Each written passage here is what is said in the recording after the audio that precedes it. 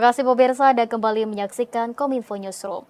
Pemirsa, berdasarkan Undang-Undang Nomor 31 Tahun 1999 junto Undang-Undang Nomor 20 Tahun 2001 tentang pemberantasan tindak pidana korupsi, korupsi ini dibagi menjadi 7 kelompok, diantaranya yakni kerugian keuangan negara, suap menyuap, penggelapan dalam jabatan, kemudian pemerasan, perbuatan curang, benturan kepentingan dalam pengadaan dan gratifikasi. Nah, jenis korupsi yang terakhir yakni gratifikasi ini masih berada di zona abu-abu dan banyak masyarakat yang belum memahami sepenuhnya terkait gratifikasi.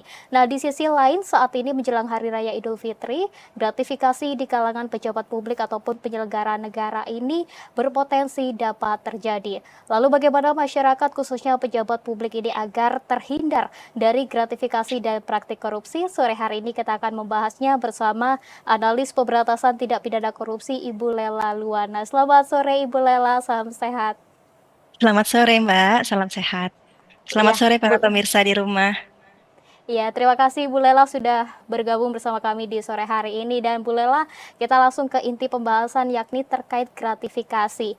Nah, gratifikasi ini menjadi pemahaman yang buram ya karena banyak menimbulkan spekulasi begitu. Dan di sisi lain saat ini menjelang Hari Raya Idul Fitri banyak pejabat publik ataupun penyelenggara negara ini belum mendapat pemahaman utuh terkait gratifikasi. Nah, mungkin bisa dijelaskan Bu Lela dalam sederhananya saja gratifikasi itu seperti apa? Baik, Mbak Anggria, memang gratifikasi itu sederhananya adalah hadiah ya. Jadi, kenapa dikatakan gratifikasi? Karena hadiah yang diberikan tersebut adalah untuk diberikan kepada seorang pegawai negeri atau penyelenggara negara. Jadi memang terminologi gratifikasi itu khusus diberikan untuk pegawai negeri atau penyelenggara negara. Namun, jika dikatakan berdasarkan undang-undang, menurut pasal 12B besar Undang-Undang Nomor 20 Tahun 2001 tentang tindak pidana korupsi, gratifikasi adalah pemberian dalam arti luas, bisa berupa uang, barang, tiket perjalanan, fasilitas lainnya, jadi apapun itu bisa menjadi gratifikasi. Begitu Mbak Anggria. Ya, kemudian yang masuk dalam kategori gratifikasi itu apa saja Bu Lela? Baik, jadi perlu kita pahami ya bahwa yang namanya gratifikasi itu sifatnya netral dan gratifikasi sendiri terbagi menjadi dua jenis, yaitu gratifikasi yang wajib dilaporkan atau gratifikasi yang ilegal dan juga gratifikasi yang tidak wajib dilaporkan seperti itu. Nah, gratifikasi yang tidak wajib dilaporkan ataupun gratifikasi yang legal itu seperti apa? Yang pertama, dia haruslah berlaku umum.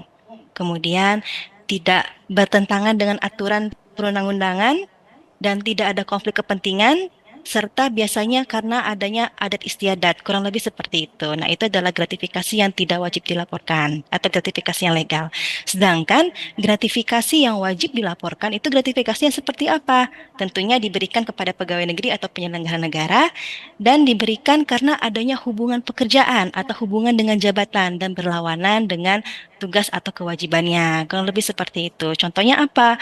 Untuk gratifikasi yang ilegal atau yang wajib dilaporkan itu adalah pemberian dari pengguna layanan untuk pemberi layanan gitu ya, seperti di pengurusan KTP diberikan gratifikasi oleh masyarakat atau dari seorang wali murid untuk gurunya. Nah, itu kurang lebih seperti itu adalah gratifikasi yang wajib dilaporkan. Sedangkan gratifikasi yang tidak wajib dilaporkan adalah gratifikasi yang bersifat umum, seperti pemberian jamuan pada saat rapat. Nah, itu adalah gratifikasi yang tidak wajib dilaporkan. Begitu Mbak Nurya. Ya.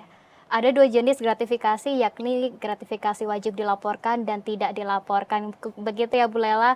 Nah, kemudian Bu Betul. Lela, ya saat ini menjelang Hari Raya Idul Fitri, pemberian hampers ataupun parcel ini sudah jamak terjadi dan bisa menjadi tradisi begitu ya Bu untuk pejabat publik ataupun penyelenggara negara. Nah, apakah nantinya untuk setiap pejabat publik ini wajib untuk melapor ke KPK Bu Lela?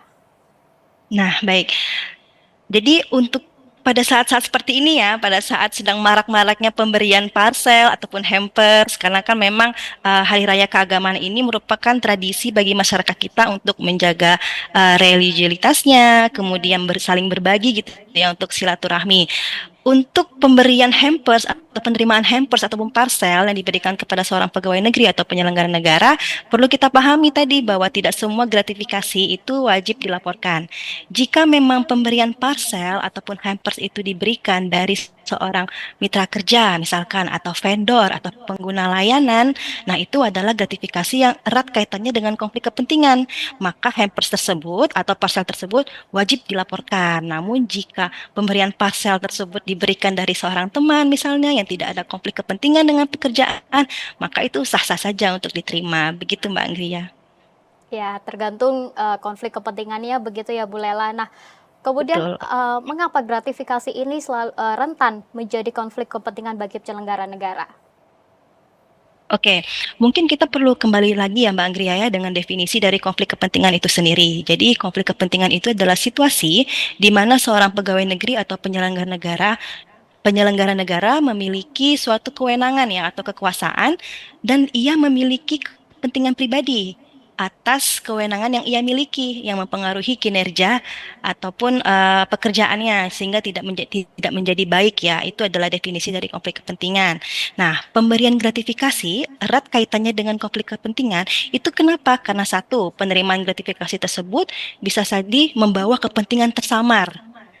Ya, membawa kepentingan tersamar sehingga menimbulkan ingin adanya timbal balik ya antara pemberi dan juga penerima. Dan yang kedua, ia akan mempengaruhi objektivitas dari penerima gratifikasi itu sendiri. Sehingga walaupun terkesan ini kan hadiah biasa ya, ini hanya tanda terima kasih ya, ini sah-sah saja. Namun kita lihat lagi pemberian gratifikasi ini diberikan pasti karena ada kaitannya dengan jabatan yang diemban oleh penerima. Sebagai contoh, Pak Budi adalah seorang pejabat pengadaan ya. Kemudian dia diberikan gratifikasi dari seorang vendor. Padahal Pak Budi sendiri adalah pihak yang memiliki keputusan apakah vendor ini menang menang tender di tempatnya atau tidak. Nah, jika Pak Budi bukan seorang pejabat pengadaan, apakah ia masih diberikan gratifikasi? Tentu tidak ya. Nah, itu adalah kenapa pemberian gratifikasi ini erat kaitannya dengan konflik kepentingan. Kurang lebih seperti itu Mbak Anggria. Ya Bu Lela, kemudian seharusnya nantinya sikap penyelenggara negara saat menerima pemberian dari seseorang itu seperti apa Bu Lela? Oke, baik. Di sini konteksnya jika pegawai negeri atau penyelenggara negara tersebut diberikan gratifikasi dari pihak yang memiliki konflik Ya, kepentingan dengan beliau ya. Berarti yang pertama, ia haruslah menolak terlebih dahulu. Tolaklah gratifikasi tersebut dengan sopan, dengan santun. Namun jika tidak dapat ditolak ya, mungkin karena penerimaan atau pemberian gratifikasinya tidak diberikan secara langsung, atau mungkin jika ditolak maka akan terjadi keributan atau akan merusak hubungan pekerjaan seperti itu, maka silakan diterima untuk kemudian dilaporkan ke KPK atau melalui unit pengendalian gratifikasi di instansinya. Jadi jangan lupa untuk dilaporkan. Begitu Mbak Anggria. ya. Nah, jika penerima gratifikasi itu tidak melaporkan ke KPK, namun ia mengetahui bahwa pemberian itu merupakan gratifikasi, apakah ada sanksi sendirinya, Mbak Bu Lela?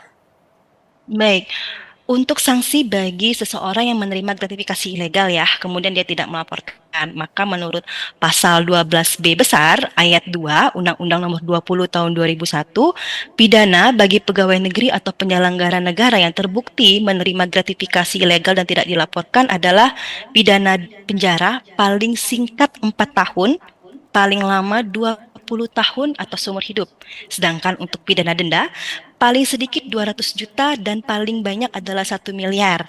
Namun, ancaman pidana ini dapat gugur jika pegawai negeri atau penyelenggara negara tersebut melaporkan ke KPK dalam jangka waktu 30 hari kerja dari sejak tanggal penerimaan terjadi.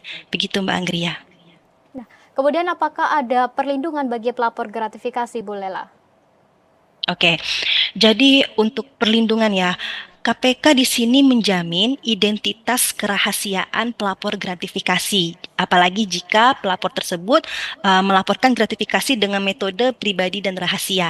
Begitu. Namun untuk perlindungan pelapor dalam hal ini mungkin perlindungan pekerjaannya, di sini kami mendorong instansi untuk membuat aturan internal untuk menjamin perlindungan pelapor ya agar untuk proses SDM pelapor tersebut dari proses mutasinya ataupun promosinya itu tetap dijalankan secara keadilan dan profesional begitu Mbak Anggria.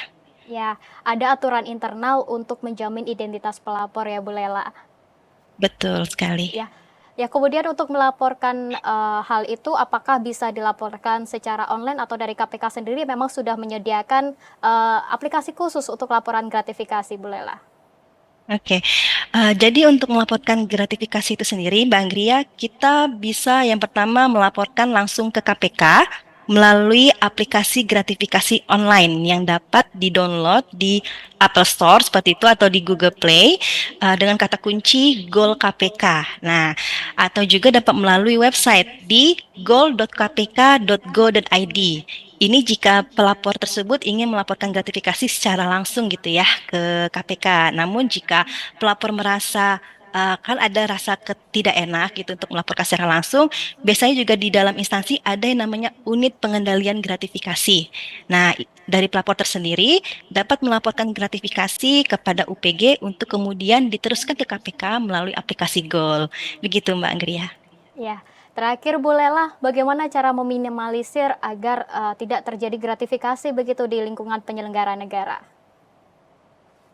Oke, baik. Yang pertama adalah tentu kita harus ada komitmen ya, komitmen dari pimpinan.